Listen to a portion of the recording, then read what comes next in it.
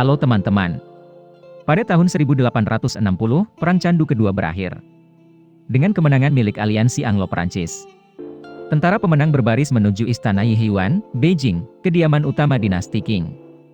Mereka mencoba untuk menjarah barang antik yang berharga, seperti perhiasan, patung, lukisan, vas, piring, teko, dll. Bahkan orang Peking jenis yang tidak dikenal di Eropa pada saat itu. Setelah menjarah, tentara Anglo-Perancis membakar halaman istana, dan membawa sebagian besar barang rampasan ke Eropa. Barang-barang ini kemudian dijual kepada keluarga kerajaan dan kolektor pribadi. Seiring berjalannya waktu, barang-barang tersebut dipajang di museum-museum, di Inggris, Perancis, Swedia, Norwegia, dan banyak negara Eropa lainnya. Saat ini, ketika negara ini menjadi kuat, Tiongkok sangat ingin merebut kembali barang antik yang hilang, untuk melestarikan sejarah dan budayanya. Tapi bagaimana caranya? Mengklaim kembali secara publik sangat sulit. Bagi negara lain, salah satunya adalah mengembalikan beberapa barang untuk menyelesaikannya, untuk menghindari mempengaruhi hubungan diplomatik. Yang kedua adalah mereka memberikan alasan, mereka menghabiskan uang untuk membelinya, sehingga mereka tidak bisa mengembalikannya. Jadi, jika saya tidak bisa mengklaimnya secara publik, saya menggunakan metode gelap.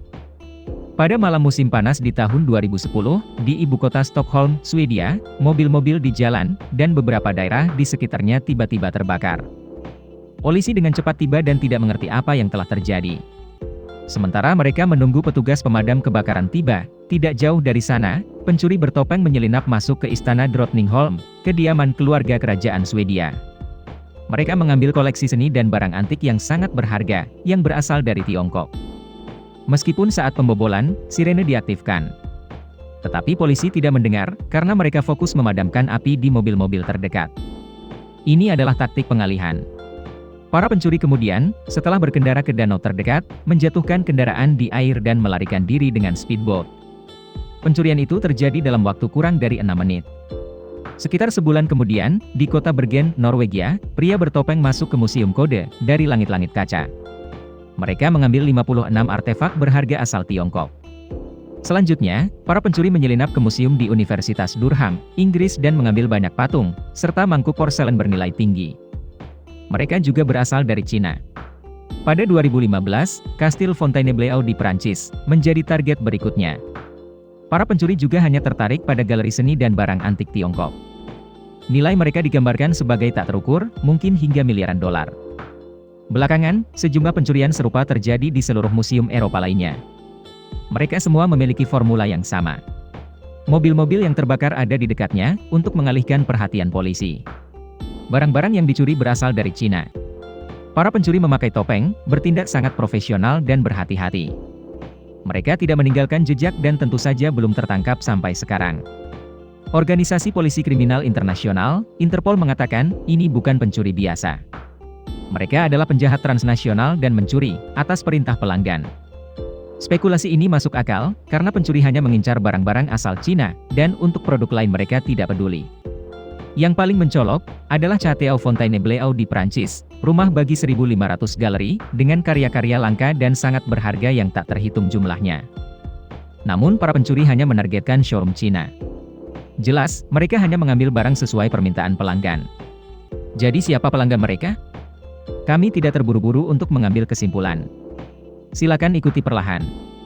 Untuk sebagian besar abad ke-20, para pemimpin Cina sebagian besar tidak peduli dengan artefak yang hilang.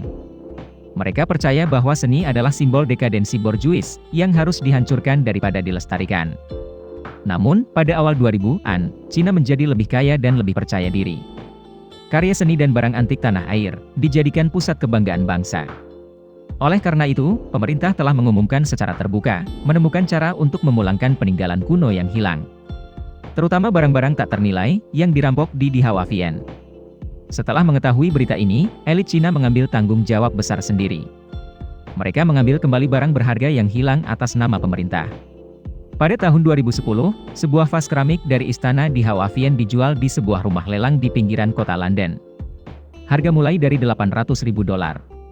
Setengah jam kemudian, harganya naik menjadi $69,5 juta, dibeli oleh miliarder Cina yang tidak disebutkan namanya. Pada tahun 2014, sebuah cangkir porselen kecil, dengan harga $36 juta, dan permadani sutra Tibet, senilai 45 juta dolar, juga dibeli oleh miliarder Tiongkok. Sebagian besar peninggalan kuno Cina, yang dijual untuk umum, dibeli oleh para miliarder negara itu. Begitulah cara mereka menunjukkan kekayaan, sekaligus kebanggaan nasional. Namun, seiring berjalannya waktu, peninggalan kuno yang dijual ke publik, berangsur-angsur habis. Sebaliknya, mereka disimpan di museum Eropa, atau di koleksi pribadi. Jadi untuk memiliki ini, satu-satunya cara adalah mencuri. Tentu saja, miliarder tidak bisa melakukannya sendiri. Interpol mencurigai bahwa miliarder Cina telah menyewa pencuri profesional untuk mencuri peninggalan kuno di museum-museum Eropa. Dan membelinya dengan harga tinggi. Sayangnya, mereka belum menangkap siapapun untuk membuktikan kesimpulan mereka. Tak hanya miliarder, pemerintah Cina juga dicurigai. Kemungkinan besar, mereka adalah kekuatan yang memerintahkan pencuri. Jika benar, mereka juga tidak tampil secara langsung, melainkan melalui China Poly Group, sebuah perusahaan milik negara. Perusahaan ini tidak hanya produsen senjata utama, tetapi juga dealer dalam seni dan barang antik. Perkiraan kekayaan mereka, saat ini, adalah 140 miliar dolar. China Poly Group pernah membentuk jaringan informasi global, untuk menemukan dan memulihkan artefak yang hilang. Mereka ingin mengambil kembali apa yang dirampok atas nama pemerintah, oleh orang-orang Eropa. Kepala perusahaan ini pernah berkata, kami memiliki banyak cara untuk mendapatkan kembali. Tidak hanya dengan cara membeli dari rumah lelang. Barang-barang Tiongkok, kembali ke Tiongkok sudah jelas. Namun, ketika wartawan internasional bertanya tentang pencurian barang antik di Eropa, mereka menyangkal dan menganggap pertanyaan itu tidak ada artinya. Dan itu benar-benar tidak masuk akal. Tidak ada orang yang bodoh, mengaku sebagai pencuri. Jika pencurian itu benar-benar dilakukan oleh orang Cina, maka dunia akan melihat pertunjukan yang bagus, pencuri mengambil kembali barang-barang dari perampok. Video berakhir di sini. Terima kasih semua untuk menonton dan menyukainya. Jika menurut Anda videonya bermanfaat, beri kami suka dan berlangganan saluran untuk mendukung kami. Sampai jumpa dan sampai jumpa lagi.